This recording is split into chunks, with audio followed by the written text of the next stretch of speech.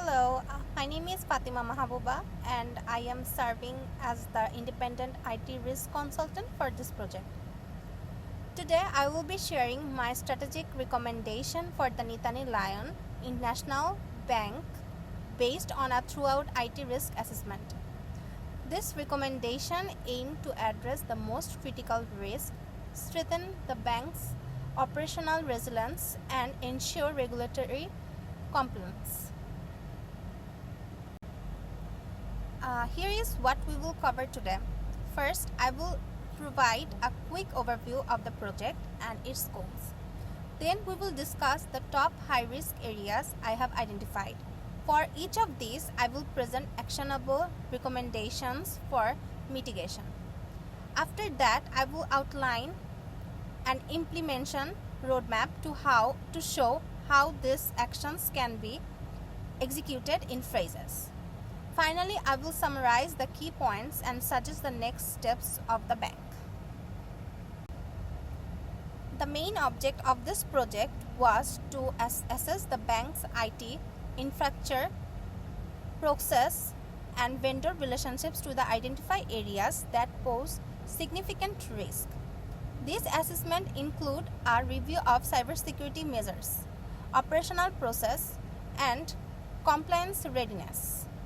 The deliveries from this project include a custom IT risk assessment tool and a set of recommendations designed to improve security, reduce vulnerabilities, and ensure continued operational efficiency. The first high-risk area I identified is related to data security. Currently, sensitive financial information is not consistently encrypted. This leaves it vulnerable to unauthorized access, breaches, and possible regulatory violations. To address this, I recommended implementing AES 256 encrypting for all sensitive databases, performing quarterly security audits, and providing mandatory staff training on secure data handling practice.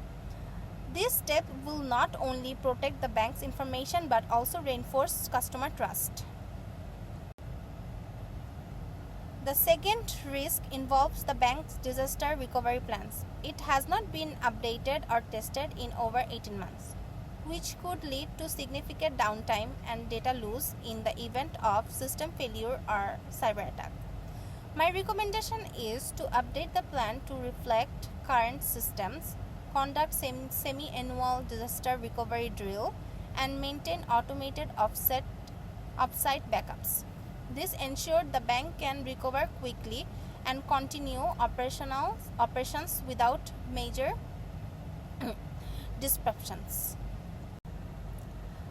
The third high-risk area relates to vendor management.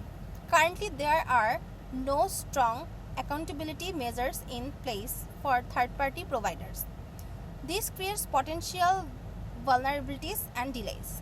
I recommend negotiating updated service level agreements with measurable performance targets, conducting quarterly vendor performance reviews, and requiring vendors to provide proof of security compliance.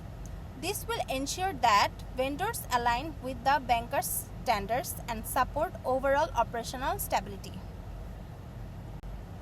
The fourth risk is inconsistent access control management.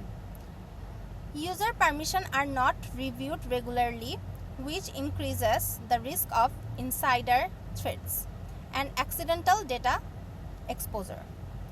To mitigate this, I recommend implementing role-based access control, scheduling monthly access reviews, and setting up automated alerts for unusual login activity. This will create a more secure environment and prevent unauthorized access. Here is the proposed implementation roadmap. In the immediate phase, over the next 2 months, we should focus on updating the disaster recovery plan, starting encryption rollout, and finalizing SLAs with vendors. In the midterm, between 3 to 6 months, we can conduct the first vendor performance review. deploy role-based access control, and complete our first access audit. Finally, in the long-term phase, which spans 6 to 12 months, the focus will be on industrializing quarterly security audits, maintaining regular disaster recovery drills, and ensuring all security measures are consistently applied. To summarize my recommendations, first, strengthen data encryption and security audits. Second, modernize and test the disaster recovery plan. Third, enforce strict vendor accountability. And fourth, standardize and monitor access controls. This action will significantly reduce operational security and compliance risk for the bank. As next steps, I recommended that NLNB's leadership prioritize and approve these recommendations, allocate the necessary resources for implementations, and establish a monitoring framework to track process. A follow-up review in 6 months will help measure access and adjust the strategy if needed. Thank you so much for your time, and I'm happy to take any question or provide additional details on these recommendations.